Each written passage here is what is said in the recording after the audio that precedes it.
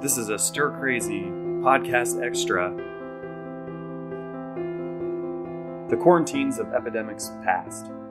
America is no stranger to contagion or epidemics. At times, they have even been viewed as a fact of life, as real as the changing of the seasons.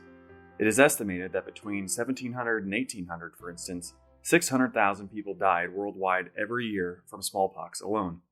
Throughout this time, however, actions were taken by the public to stop the spread of these outbreaks however they could. Oftentimes, this led to a quarantine.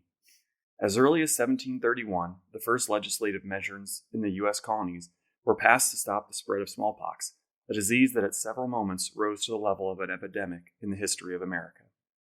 In this year, Massachusetts passed an act to prevent persons from concealing smallpox. This act required that any location where smallpox had been reported, that a pole with a red flag be hung outside of that home or establishment until such place was later deemed to be aired and cleansed. The penalty for failing to do this amounted to a fine of 50 pounds for the owner of the property. Guards were also hired to stand outside of these locations to prevent people from entering or leaving in order to stop the spread of the virus.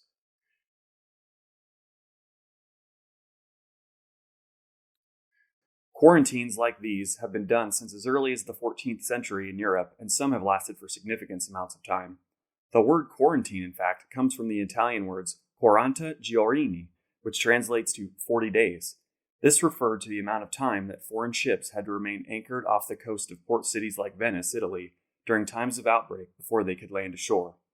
Quarantines have also had a prominent local history in the Hall County community. In December of 1900, Grand Island suffered a smallpox outbreak that affected several members of the community. At this time, several parts of Nebraska were affected by this virus, including St. Paul, Nebraska City, and Decatur, where as many as 300 people contracted smallpox. This prompted the city leaders of Grand Island into action.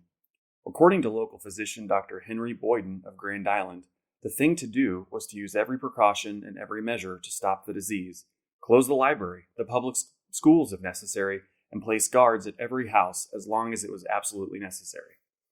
At the direction of Dr. Boyden and Dr. Town of the State Board of Health, a plan for quarantine was enacted that much resembled the measures taken by the Massachusetts colony in 1731.